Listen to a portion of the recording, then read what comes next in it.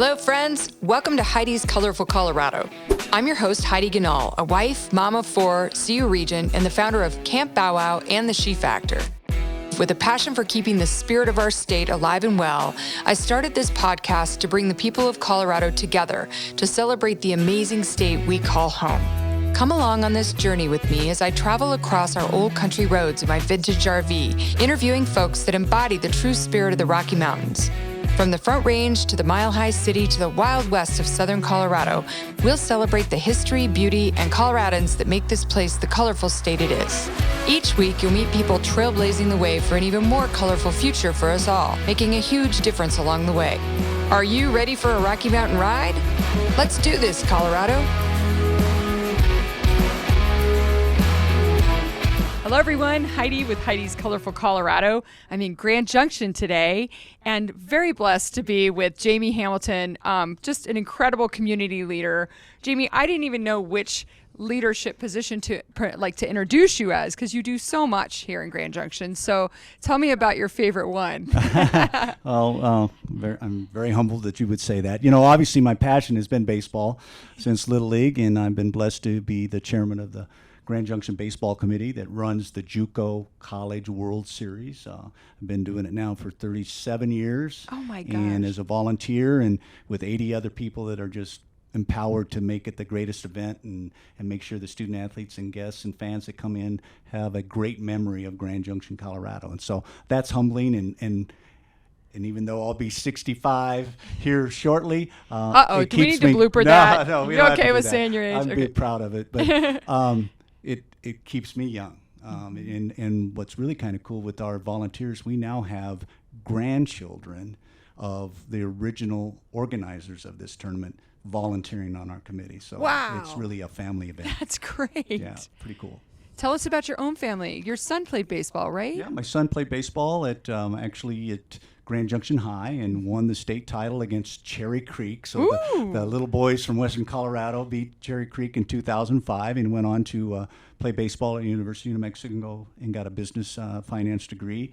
He's in the insurance business now. He had the opportunity. He was drafted by the San Diego Padres and great athlete. And my daughter, a great athlete as well. And she's over in Denver as well in Parker. Did she play softball? She did Little League and those League. type of things, and then she got into the cheerleading and palms aspect of the high school. So That's what I did. yeah, good. There you go. I can't say that I could be able to be one today with the technical stuff that they do, but yeah, I grew up down in Monument. Oh, sure. So we played a lot of sports up here against Fruta and some of the There other you go. smaller teams. I think we were 2A back then, Right. but. Well, Jamie, tell us a little bit about what you do business-wise, career-wise in the community. Yeah, well, you know, it's a kind of a boring story, but I was born in Grand Junction, Colorado, moved over to Arvada, went to Drake Junior High, which you would probably recognize that name, but I had lived across the street 2 blocks away from Arvada West, and because of baseball and the growth in Arvada at that time, they went to year-round school. And I was playing baseball on a travel team back then and missed the sign-up. And so they assigned me to going to school during the summer months. Oh. And my dad says, "You ever heard of Regis High School?" And I ended up going to Regis High School. That's a great high school. Yeah, it was pretty cool. And came over here to play baseball at then Mesa Junior College. And my sophomore year, it changed to a 4-year institution, and I stayed, and then had an opportunity to play professional baseball after that and coach for a little bit. Didn't really think much of Grand Junction when I was a college student after growing up in Denver. That's been a common theme today. But then you guys grow to love it and appreciate it, And right? I was traveling around to some towns playing minor league baseball on the buses and doing those things, and I go, you know what? This is a great place to raise a family. So came back, and my predecessor of both in this insurance business and banking business was the guy that gave me the opportunity to sign professionally, a very well-known name, Sam Simplizio, who was a chairman when they got Major League Baseball in Denver 20, 30 years ago. And he said, basically, if you can't hit, maybe you can sell insurance. And so I got my... but you could hit. You did pretty darn well. No, but and I had my teaching certificate at that time, thinking I was going to coach from Mesa College, and then realized I did student teaching at Grand Junction High, and said, no, this really isn't for me, and started working and coached at Mesa for 4 years, and then my insurance business started growing, and then I had the opportunity to buy the bank and the insurance business 23 years ago. That's fantastic. It's pretty fun. All right, so I want to hear a little bit more about your baseball career. No, you just yes, I do. No, we have to. no, That's no, where we go. no. We dig deep. It's like Oprah. Yeah. I won't make you cry. No. Well, there's not many highlights. I can tell you that. There's no crying in baseball, right? Yes. Well, the only highlight, and again, it kind of tells you about my career, is I played in Salinas, California in the Cal League. Mm-hmm. My manager was Chris Cannizzaro, and actually Chris Cannizzaro was the first All-Star of the San Diego Padres back in the day. He had played for Casey Stengel at the Mets, and then they had the expansion draft to get San Diego, went there, became an All-Star, and then he was working in the big leagues with the Atlanta Braves, went all the way back down to A-ball, and he was my mentor and my guy. And I was what they call a utility player. So good defense, maybe can run a little bit, bunt. But as he told me, I'm not going to put you in to pinch hit with the bases loaded. You don't have that skill set, which was, I still try to use that with our associates today, is play to people's strengths and make sure that you put them in the right position to get that done. So he gave me all the confidence in the world. At the end of the season, he wanted to have me being recognized, and I was allowed, it was the first time in a 7-inning ball game when we had a doubleheader that I got to play all 9 positions in one 7-inning game. Wow. So now the rest of the story to tell you about my career. So because it's 7 innings, I threw to the leadoff batter. He hit a double. I remember his name, Tom Anthony for the Giants. Then I moved to catcher. They bunted him over to third. Then they moved me to first base. So I got 3 positions in that inning. We lost the ball game 1-0, so I got the loss as a pitcher and threw 2 pitches. So, no, so that's not that fair. tells you about my career if that's a highlight. So, but it was fun. That's amazing. And we were just talking earlier about watching Field of Dreams the other night Yes. and the game in Iowa. And boy, baseball is such a big part of American history and a part of our communities all over the place. And how has baseball, do you think, been part of building such an incredible community in Grand Junction? Yeah, well, we've just got some great names historically here. Gene Haggerty was on the original committee for JUCO back in the early 60s. Sam Supplesio, who I already mentioned. Bus Bergman was a baseball coach at Mesa College, junior college at that particular time. He was my coach for my freshman year here at Mesa. Jay Tolman, just some guys that sat around and said, how can we bring this tournament from Oklahoma, and what do we need to do? So they went to the Chamber of Commerce and then the supporters that are here and says, okay, we have to guarantee a certain amount of income to the NJCAA and we can write a contract. So we did it. People embraced it. And I think they said, I remember reading, it might be here in the book, the first year it made like $113 total. What? Oh, I thought you were going to say No. $1,000. I mean, this last year when we brought the tournament back, sponsorship and ticket sales were over $500,000. And as we've talked about, you've seen some of the pictures, and you'll see in the book here. I mean, a facility that's been upgraded. JUCO pays $300,000 a year on a bond improvement as JUCO nonprofit people doing what they do because everybody supports and nobody cares who gets the credit. I mean, we have my competitors in the insurance business also sponsor, and our banking group also sponsor. Alpine Bank is the major sponsor, and yet nobody questions it. Well, you also are the CEO of a bank. How can you guys work together? It's about doing what's right for the community, and everybody just does it. It's pretty cool. That's such a great baseball story, too. Yeah. Like, really, it does bring people together. The sport does. Yeah. Well, what's interesting, I'm sorry to interrupt you, but what's ahead. interesting is you'll see some of the names of people that college, 18, 19-year-old kids that played here and then ended up being Hall of Famers in MLB. Oh, my And gosh. Kirby Puckett. Kirby Puckett's from Grand Junction? Played here in Grand Oh, Junction played for here. Triton Junior College out of Chicago. But Kurt Schilling played at Yavapai and then pitched here. Huh. No, I lost his name, but Brian Harper now played for a Nevada team and now is in the big leagues with the Phillies and doing great things and signed a great contract. And he graduated early in high school so he could get into the draft because they were changing the draft, and signed as a 16, 17-year-old kid for $10 million 10 years ago. And but people embrace these guys. They don't know who's going to be there. And we get to see them at their infancy and then follow their careers. And we have a number of listed here in the book, a number of guys that end up playing in the big leagues, and everybody owns a team. They just like the color of their hats, we interact with our kids. Our players walk through the crowd when they're getting to the ballpark, and at the end of the tournament when they're done, we have hats. They're giving away hats and signing their hats and giving away shoes. We've seen gloves be given away. Our host families, the Lions Club, Kiwanis Club, Rotary Club, they embrace these young people and take them on the monument or take them up to the Grand Mesa for a picnic on their days off or in between games. And in my travels going to the coaches convention and meeting, I'll have someone say, is Larry Feather still with the Lions Club? I go, yeah. He says, he was good enough to take me at 6:30 in the morning to get some stuff at a local sporting goods store because I had broken it.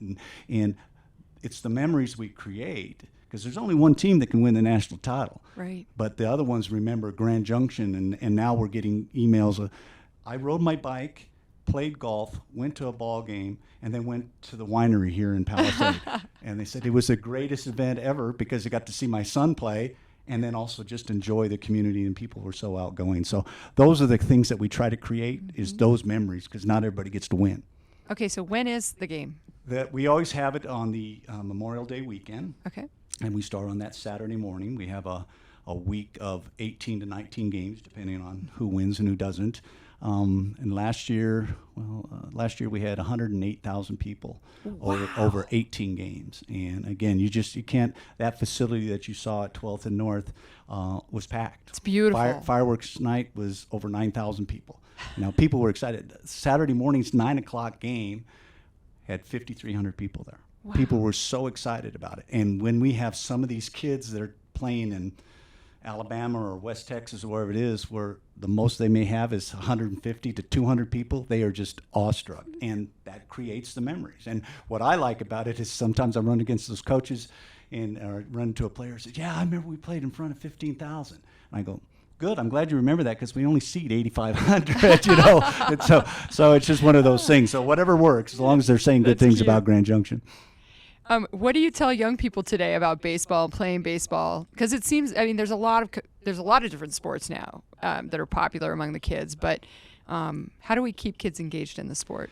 Yeah, well, that's a good question. We have this argument with some of our younger associates here that are on the committee and in our business here that are having their kids in Little League now. And one thing I believe, first of all, I'm not an analytics guy. I'm an old school type thing. So I think it's interesting now that you're seeing a lot of ex-Major League guys like Troy Tulowitzki that are going back to the college rank because they can't work with the brains in the front office with certain organizations because it's too data driven. It's not heart. Fun. Well, and it's not the heart because, Yeah. if you look, I'll use myself, if you see a 5'8", 150-pound guy, say, well, he's not going to be able to play. But I had a job for a while, and it's about the heart and knowing the game and playing it that way. What I try to tell people today is enjoy your game, but do some other sports too. Mm-hmm. Get your body to do all sorts of different things, experience it, and then when you can come back at that certain age, then maybe you can do travel ball and all those type of things. When I have people come in and ask for us to sponsor, which I'll never say no to a young guy or gal, but it's one of those things. How old are you? 8, and you're on a travel team? I'm sorry, that's just a little bit too early for me. But it's just about creating the memories, and it's a lot of those things I've learned through baseball have been very instrumental and helpful for me in my whatever leadership capacity I have here with my insurance and operations, creating a team and knowing that person has the skill set to be the best cleanup hitter. So let them do it. Don't talk to them like what a cleanup hitter can do. Just have confidence in them, and all of a sudden we gel. And our business is going to be celebrating 125 years here in the next year. And it's what's interesting to me. It's never been family owned or operated. It's been someone that started, that bought control from the president was there, that bought control. And just like myself, if you told me out of Mesa College with a teaching degree and a law enforcement degree that I was going to be a bank CEO and chairman of an insurance operation, I would have said no. And what we like about it, every day you've got to serve people and try to solve their problems, and that's what everybody here is empowered to do. That's said beautifully. I mean, and it's such an important component of the community. The bank, the small town banks are really the heartbeat of America. Yeah, I appreciate you saying that. We really saw that during the COVID time. Yeah. We had a lot of our insurance clients that were on Main Street. They needed help with PPP loans. They weren't large enough for some of the bigger banks, and those bigger banks were saying, well, call a community bank. And we actually doubled the size of our bank in 8 months by doing small PPP loans and help people. And it's help because we solve their problems that others couldn't do. And we're nimble enough. I mean, I'm not saying we know what we're doing all the time, but we do care, and it's been helpful in the banking operation. Well, you sure are loved in this community. Your name's come up a lot. Well, thank you. And now I know why. Oh, very nice. Thank you. So I always ask my guests 2 questions. Okay. One is when people ask you from outside of the state why you love Colorado or what the spirit of Colorado is, what do you say? Wow. You make me think. I think majestic, and the first thing that flashed through my mind is I got sent down from AA back to California for the A-ball, the single A season, and then was brought up like 3 weeks later. But I was making a decision on whether I really wanted to report, so they gave me 3 days to come back to Arvada and see my family decompress. And I'd been in El Paso, and El Paso is very much high desert or low desert or however you call it, so not a lot of color. Mm-hmm. And I remember flying into the old Stapleton Airport and putting that the visor up and looking out there and go, majestic, and it's beautiful. And I see that in people's eyes and how they take care of others. Oh, that's beautifully said. Thank you. All right. And gosh, you've done a lot to help our community and to help the sport. What's the most Colorado thing you've ever done? Can you think of something? Most Colorado. No, we never went skiing growing up, even though we were very close to the ski area, and I'm sure it was probably economics, and we were doing all sorts of different sports things at the time. Never thought we missed anything. Mm-hmm. It was kind of funny referring to that. Sitting around and during rain delays, I'm talking with guys from all over the country and guys that went to Stanford, went to University of Texas, and Jamie, where'd you go? And Arizona, yeah, in Mesa, Arizona. That's where I went. So, and then, do you ski? And then I had to explain, no, I never really skied. And it got so many times asked me the same question. They said, where'd you live? I said, Arvada, Colorado. Is that Denver? Yeah, that's Denver. Do you ski? Yep, pretty good. Pretty good. So it was easier to try and explain why not. But the most Colorado. I don't know that people consider this. I've had the luxury and the honor of being able to play a number of our mountain golf courses. Mm-hmm. And again, talk about majestic. Mm-hmm. And it's calming. I mean, I've been up in Fraser and played in a couple tournaments with one of our clients up there, and you just sit back and it's pretty neat. So that's a good answer. I haven't gotten that one yet. Well, that's it. But again, people, I think we try to work and identify people that are selfless and help the community, because you can go to any one of these associates we have here. They do something in this community. That's what we are known for, and that's what we pride ourselves on. And there's many things that we're doing that I probably don't even know and not aware of, but I'll run into an associate and they say, hey, Darren was just at the thing for the nonprofit and was serving dinner and doing these things, and that's what we do. Well, that's amazing, and I can't tell you how blessed we are to have you in Colorado, and you really do embody the spirit of Colorado, well, Jamie. You're fantastic, and good luck with everything. The stadium looks beautiful. Yeah, it's pretty neat. It actually reminded me of the Field of Dreams, like build it and they will come. Yeah, and that's very, very well said. And what's also unique about that is 4 high schools get to utilize it. The community gets to utilize it, both the football and the baseball side, and now the GJ Rockies and a minor league club, and people walking the track during a baseball game. And, it's theirs. It's our community, and it's pretty neat to think that the volunteers and the community have just made such a great location out there. Because to me, I use the word iconic. It might be overused, but it's an iconic facility in small town America. It is. It's gorgeous. And I'm really excited. I want to come to the game next. Please, May I bring my little guy, all my kids. Yeah, that'd be good. Yeah, I'm planning on it. Good. All right. Well, thanks, Jamie, for being a part of this. You bet. Thank you for joining us today on Heidi's Colorful Colorado. If you enjoyed this conversation, don't forget to rate, review, and subscribe. And definitely follow me on Instagram to keep up with my latest adventures. In the meantime, happy trails from me, Heidi Ganal.